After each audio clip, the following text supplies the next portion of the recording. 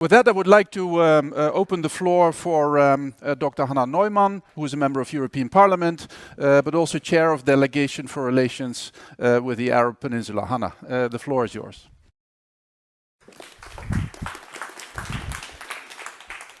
Thank you, Frank. Your Excellencies, and I think I'm going to leave it to that because all of you are somehow excellent in your field. I hope you have enough caffeine in your veins to bear with me another 10 minutes.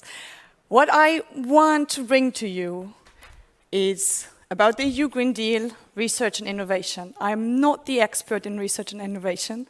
They will have the floor for the rest of the afternoon. I'm a politician, so I'm trying to give you a bit of a political scene setter and bring together the EU perspective and the GCC perspective that we have so far heard and having been presented.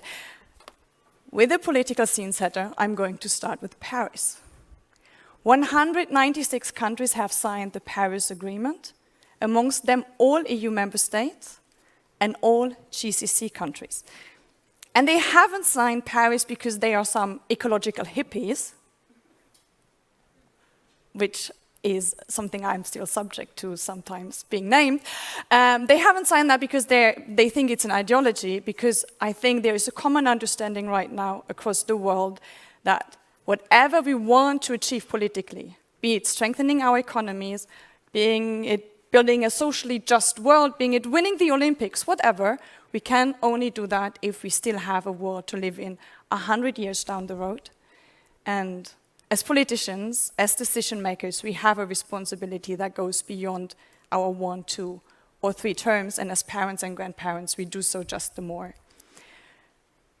Looking at this clearly shows how interdependent and how connected our world is. The climate crisis is not going to stop at a national border. That's why I'm happy to see that we have these attempts to live up to our Paris promises in many countries. In the GCC, they are called Vision 2030, Vision 2035. Maybe we see another Vision 2040, Vision 2045. In the EU, the big plan now is the Green Deal and a bit the translation until 2030, Fit for 55. Both are under negotiations between the different institutions, but believe me, you will see them out soon. We are mainly having discussions about how ambitious they can and have to be. I am for the more ambitious version, but there are countries who want to see them a bit less ambitious. But that's a very small room. The big thing is going to be there will be an EU Green Deal. So what is it going to be about? It is our EU vision to live up to Paris, as Ursula von der Leyen said, our Woman on the Moon moment. I just hope that this time it's not going to be a big power race, wasting a lot of resources, but really a cooperative and joint endeavor trying to save a lot of resources. What is in the Green Deal? Make Europe the first climate neutral continent by 2050. I think that's what most of you know, but it's more comprehensive. It's about safeguarding biodiversity, the bears, and the bees. It's about establishing a circular economy, a buzzword that has been named quite often. It's about eliminating pollution while boosting the competitiveness of the European industry, clear, and ensuring a just transition for the regions and workers affected, which has been named in the case of Cyprus, but I think that's valid for the European Union as a whole, and that's a perspective that we need to keep in mind in the world globally. We are here from EU GCC. We are rich countries, but the world isn't that rich. These are buzzwords, alien to many 10 years ago, right? But those of you who work on implementing them, you know how hard it is and how big a change we will have to achieve to make all of this work. A quick glimpse across sectors within the European Union on what the Green Deal means. 75% of our greenhouse gas emissions come from the energy sector. We need to go down to 0. 40% of our energy consumption comes from buildings. So we need major renovation, restructuring, and understanding of how we build new buildings. The European Union industry only uses 12% of recycled materials, so this one is an exception. Here we need to work towards different structures of producing and towards circular economy. Mobility, transport represents 25% of our greenhouse emissions. So there you can see how much we need to change about how we move from A to B. All of this change needs to be backed financially. So now we're talking about money.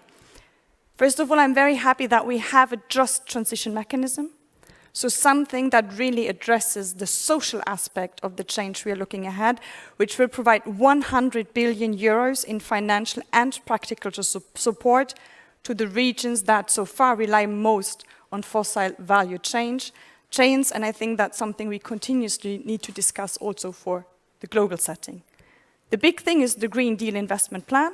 The plan is that we obtain 1 trillion in 1 trillion euros of investments, especially to give that to innovative products that will help us go towards this change, but also to provide the necessary tools for investors to put sustainable finance at the heart of their systems. We still have a number of open questions in the European Union. The first one is agriculture. How do we change the way in which we produce food, that it's not damaging the biodiversity even more, and that it reduces its own CO2 footprint? It's trade. How can we change our trade agreements in the way that they are not actually what they often do at the moment, support CO2-heavy industries? And how can we make sure that all of this change domestically, but also globally, can be done in a way that it doesn't harm human rights, which will be one of the key questions when we discuss mega infrastructures, for example. And we need to sell it better, also domestically. We have this argument still that it's going to be so much change. How can we deal with all this change? Well, let me be very clear. The climate crisis is there, the change is there. We just have to make the decision, do we try to survive it, or do we want to drive it? And that's what I think most in this room are trying to be in the driver's seat by coming up with research and innovation and other solutions. But we also need to sell it better to the people.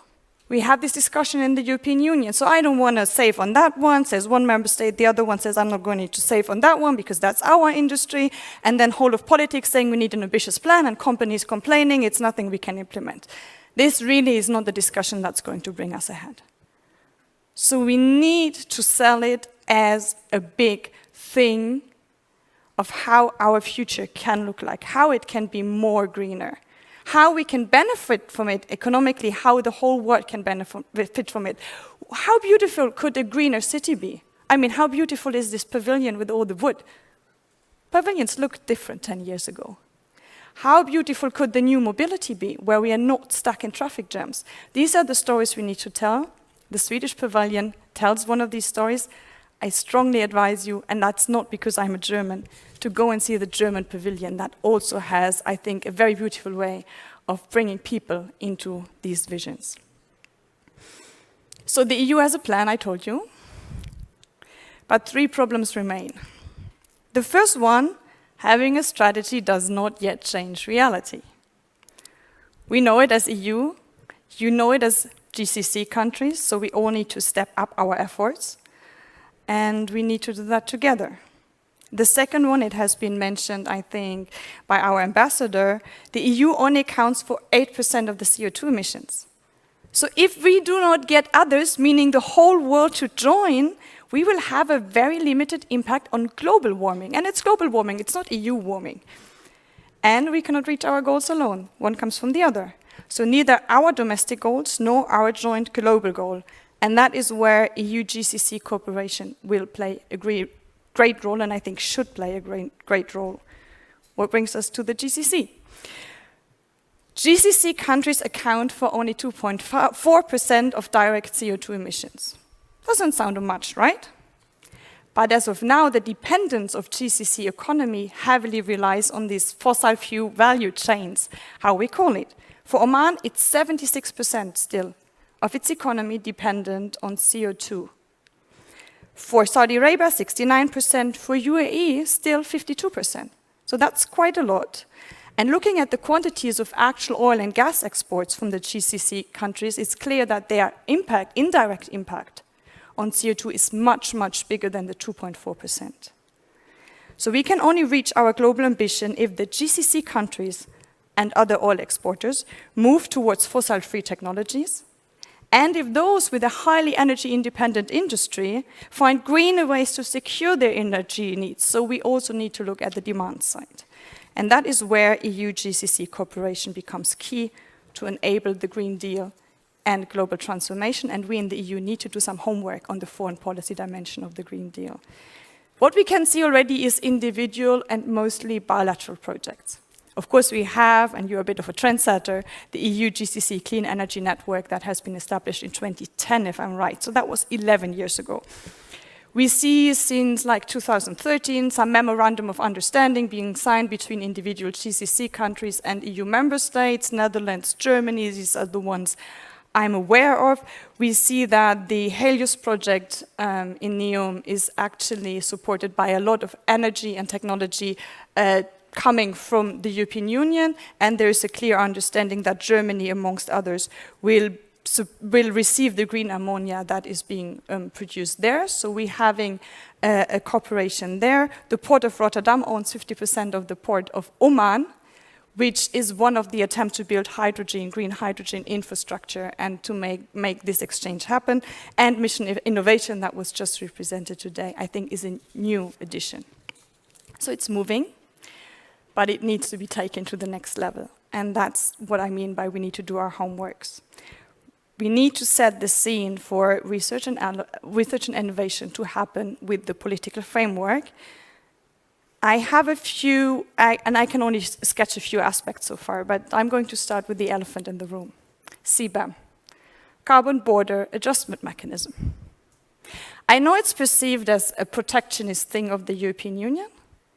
I actually think it's a great chance for EU-GCC collaboration and for the GCC countries' economy. If we perceive it as a global financial platform to foster green growth. And Mr. Mohammed Al-Rashidi, you just mentioned it, Saudi Arabia walks a bit in the same direction with this public investment fund and the Riyadh voluntary exchange platform for carbon credits in MENA. And frankly said, if we had a global carbon pricing system, this would be quite a good deal for GCC. First of all, your exports to the European Union are not so much and so big. But you are building up, with your innovation, in industry that is rather small in its carbon leakage. So if you had individual CO2 pricing, rather than the standard pricing, it would benefit your green economy as much as ours. The next one is investments. The IEA said, and it's just a matter of scientific calculations, that we need to raise global energy investments to 5 trillion or 4.5% of the GDP by 2030 to reach net zero in 2050 and to go on with this 4.5% until 2050. That's 5 times what we have in the European Green Deal. So you see, even the rich European Union is going to need a bit of money to get its job done. And the GCC has built quite interesting finance structures with its liquid economy that could be of some help for us also to scale our investments up to both-sided benefit. And then, and I'm sure there will be a lot of discussion about that in the panel, we need to talk about green hydrogen. The potential of green hydrogen is amazing in making net zero targets happen, but it's expensive. We need a lot of investment in producing it, in the infrastructure, in kind of changing what we have built up for the fossil industry. We would need to build it up for the green hydrogen industry. Oman, Saudi Arabia, UAE are best placed to deliver this amongst all the energy providers. But I guess they will only confidently and strongly walk down this lane if they know that someone's going to buy it. And here, the European Union as a whole, and not just scattered individual member states, need to send a much stronger signal that we are going to buy it. We will need it. There is no way we can live up to our net zero by 2050 without buying green hydrogen from elsewhere. So why not start making it right from the beginning rather than being like all fuzzy and all over the place in 2045? A number of smart people are thinking about it, that's good, like the Clean Energy Network, like Cinzia Bianco, from whom I took some of the ideas, I have to admit, but also in the European Parliament, in the delegation of the Arabian Peninsula, but the like-minded committees as well. I know my colleagues in the GCC are thinking about this a lot, and there are the experts in research and technology who are here today. I hope today will provide some more food for thought in this regard. In very simple words, to set the political scene. To reach the climate neutrality in the EU, we are dependent on clean energy imports, and they could very well come from the GCC. The GCC needs to diversify its business model to live up to its own goals. That's one. I mean, you signed Paris as well. And the EU could be a partner for this. For this, we both need, on both sides, new solutions, new technologies to move ahead, and it doesn't make sense to invent the wheel twice. That's why we're here today, I guess. So really, I would very much hope that everyone, let's not see the Green Deal as a threat to our relations, but rather as the starting point for a new, strong and constructive partnership. The task is huge enough, but it's not about competition. It's about cooperation. And now enjoy your coffee.